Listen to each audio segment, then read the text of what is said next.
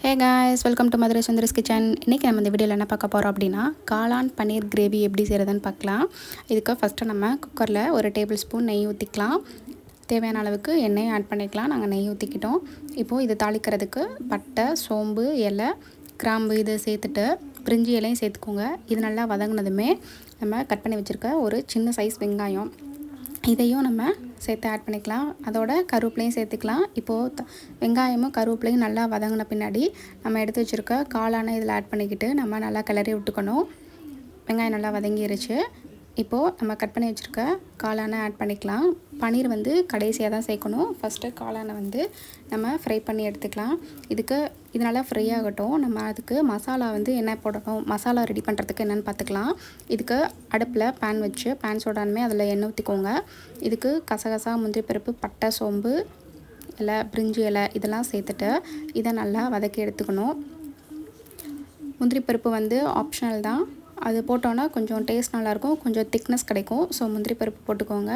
ஒரு 10லேருந்து 15 சின்ன வெங்காயம், அதுக்கப்புறம் 2-3 தக்காளி இதையும் நல்லா கட் பண்ணி நம்ம எடுத்துக்கணும். ஒரு டேபிள் ஸ்பூன் இஞ்சி பூண்டு பேஸ்ட்டையும் சேர்த்துக்கோங்க. இப்போது கட் பண்ணி வச்சுருக்க தக்காளியும் சேர்த்துட்டு இதை நல்லா வதக்கி வைக்கணும். தக்காளி நல்லா வதங்கினதுமே நம்ம கொத்தமல்லி, கருவேப்பிலை, புதினா இதையும் சேர்த்துக்கோங்க. சேர்த்துட்டு இதை நல்லா வதக்கிட்டு நம்ம இதெல்லாம் அரைச்சிக்கணும். இப்போ நாங்கள் பொடியை இதோடையே போட்டுருவோம். ஸோ தேவையான அளவுக்கு காரத்துக்கு ஏற்ற மாதிரி மிளகா பொடியும் கறி மசாலா பொடியும் சேர்த்துக்கணும். நாங்கள் 1 டேபிள் ஸ்பூன் மிளகாய் தூள், 2 டேபிள் ஸ்பூன் கறி மசாலா சேர்த்துட்டோம். இதை சேர்த்து நல்லா ஆற விட்டுட்டு நம்ம மிக்சியில் அரைச்சி எடுத்துக்கணும். இந்த மாதிரி பேஸ்ட்டாக அரைச்சி எடுத்துக்கோங்க. தேங்காய் தனியாக அரைச்சிக்கலாம். தேங்காய்க்கு என்ன அப்படின்னா, இது தக்காளி வெங்காய பேஸ்ட்டு. தேங்காய்க்கு தேங்காய், சோம்பு, வெள்ளைப்பூடு இதையும் சேர்த்து நம்ம தேங்காயை நம்ம தனியாக அரைச்சி வச்சுக்கணும். நாங்கள் ரெண்டுமே தனித்தனி தான் அரைப்போம். ஸோ அதே மாதிரி தனியாக அரைச்சிருக்கோம். இப்போ காளான் லைட்டாக தண்ணி விட்டதுமே நம்ம அரைச்சி வச்சுருக்க தக்காளி வெங்காய பேஸ்ட்டை நம்ம அதில் மிக்ஸ் பண்ணி நல்லா கிளறி விட்டுக்கலாம்.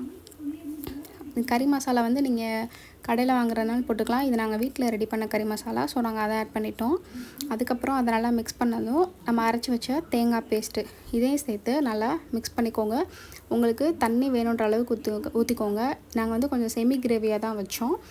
இது சப்பாத்தி, குருமா, இட்லி, தோசை, சாதம் எல்லாத்துக்குமே போட்டு சாப்பிட்லாம். டேஸ்ட்டாக இருக்கும். ஸோ இதை நீங்கள் கண்டிப்பாக ட்ரை பண்ணுங்கள். பன்னீர் கடைசியாக குக்கர் மூடும்போது தான் நம்ம போடணும். இது ஃபஸ்ட்டு கொஞ்சம் கொதிச்சு வரணும். தேவையான அளவுக்கு தண்ணி ஊற்றிக்கோங்க. நாங்கள் செமி கிரேவியாக தான் வச்சோம். இப்போது பன்னீரை இந்த மாதிரி ஸ்லைஸ் பண்ணி வச்சுக்கோங்க. நல்லா குக்கர் விசில் போடும்போது நம்ம இந்த பன்னீரை ஆட் பண்ணிக்கலாம். விசில் விடுறதுனால பன்னீர் உடையாது. எனக்கே டவுட்டாக இருந்துச்சு. பட் பன்னீர் உடையாது, அப்படியே தான் இருக்கும். இதுக்கு ஒரு விசில் போதும். ஏன்னா சீக்கிரமே இதெல்லாம் வெந்துடும். ஒரு விசில் விட்டு இறக்கி பார்த்தீங்க அப்படின்னா கொஞ்சம் நல்லாவே வெந்திருக்கும், உடையாமல் தான் இருக்கும்.